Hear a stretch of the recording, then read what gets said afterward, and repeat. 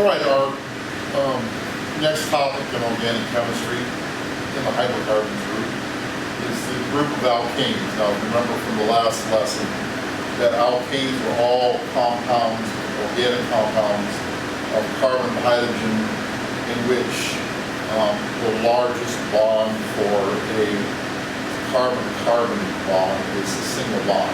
In other words, all single bonds between carbons. So, even though that's a very simple system, it is also an extremely large system for the number of compounds you get. And again, we're just going to scratch the surface of this. So, physically, these things are all nonpolar because there's no enrichment of electrons in any particular area, which means they're going to have low boiling points, low freezing points. We know that methane gas freezes at right around 10 Kelvin or 263 below 0 Celsius because it's very difficult to get them to bond together. So it has a tremendous amount of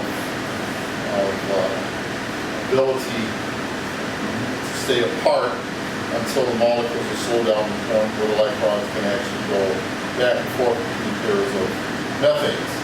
So low boiling points, low melting points, freezing points, low density because they are spread out so much. So all the things you would expect out of nonpolar molecules. They don't react because they're very stable. They don't need to react. They have 3 electrons or 2 electrons depending on what atoms you're looking at all throughout the molecule.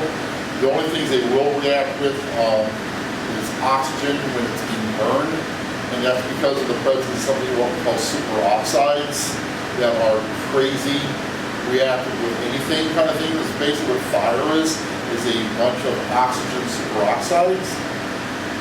Also, it will, because that combusts, the only products you're going to get out of that are carbon dioxide and water. It's a combustion reaction, basically.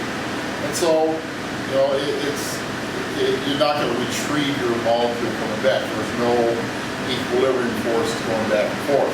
It is completely to the side of CO2 and H2O when the reaction is completed. Also, there's a type of reaction that we are not going to get into. It is a thing in organic chemistry called radical reactions.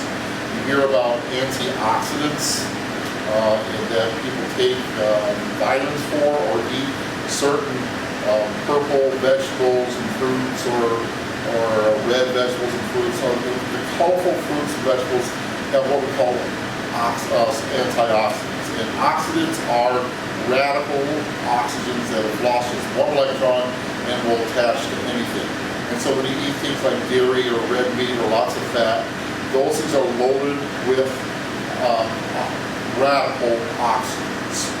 And so they tend to do damage to your body. And so you would consume these vegetables and fruits to battle that. And so the constant battle in your body as to the damage that certain things can do and the undoing the damage that certain other things can do. And so it's something you might want to read up, particularly as you get into adulthood, as to what you should be eating, should not be eating, in respect to saving your body. I did a poor job of that. Look at me, I have issues. I should have paid attention, but the science on that is much more informative now than it was when I was growing up, and also when I was an early adult. So I paid the price. You don't need to. You've been warned once, so let's see what you do with it. So let's get into what alkanes look like. Now, here's the part what I was saying in the other video.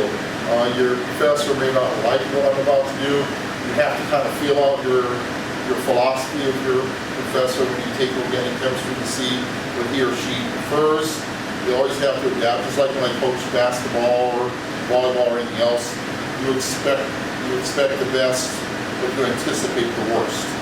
So I'm going to show you a quick way of writing these compounds, but you may get a professor that really doesn't like this, so be prepared. Methane is the simplest. It's the 1 carbon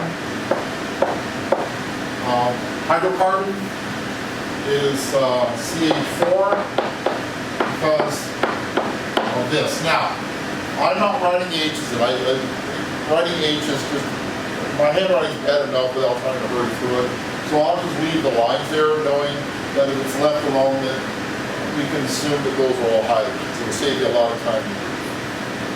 But this is the simplest of all organic compounds. Okay? Next one is ethane.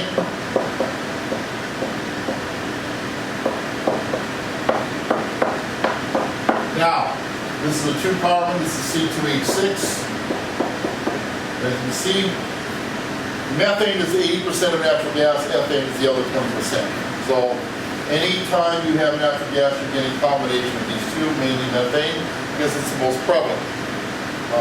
Cow poop, any poop has lots of methane coming out. Now, I want to spell one thing about manure, whatever you want to call it. The smell is not methane. The smell is not methane. Those are both odorless gases, colorless gases. What you are smelling are the sulfur in proteins, both plant and animal. Sulfur and nitrogen. Nitrogen and sulfur both have compounds that smell really, really bad.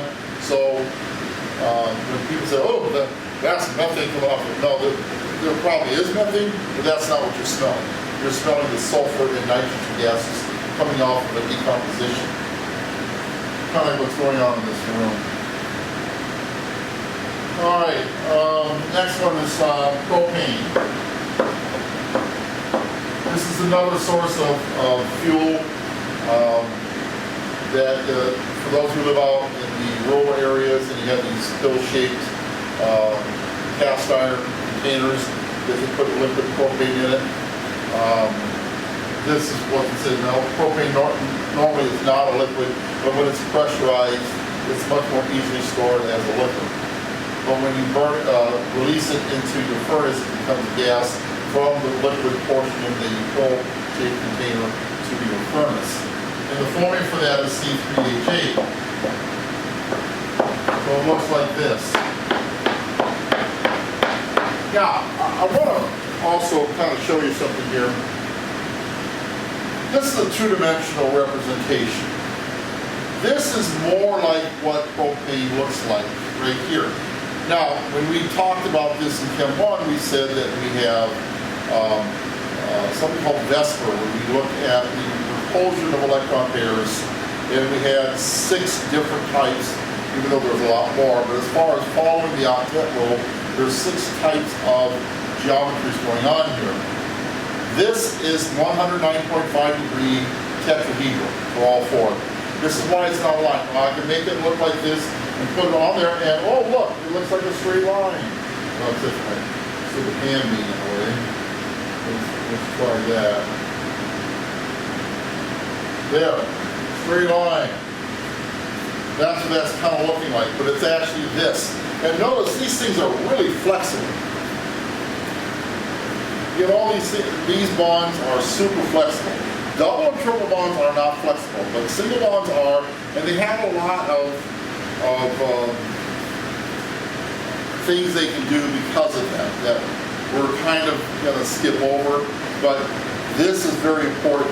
Particularly, we start getting into the big ones. Now we get into some deep stuff. Butane, 4 carbons in a row. Count the number of hydrogens is 10, so this is C4H10. This is the beginning of where things start going really wacky. Why? Well, if I put this right here,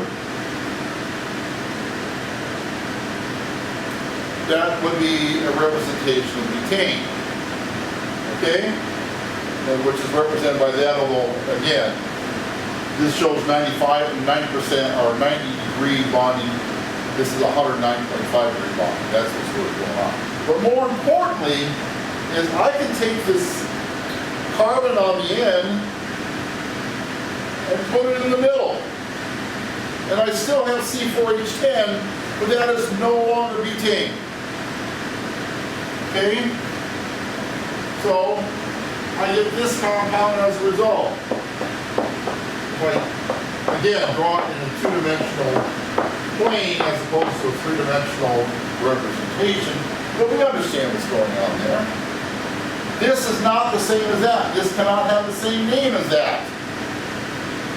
IUPAC states that when you name a compound, you have the base name, the thing that it ends with, is the longest continuous chain of carbons.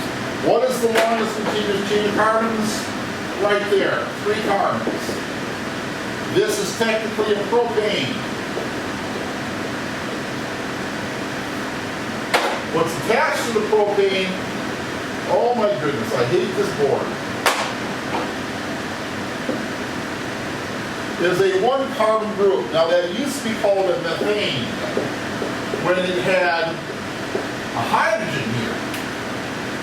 But it doesn't. It lost the hydrogen and attached itself to this larger chain.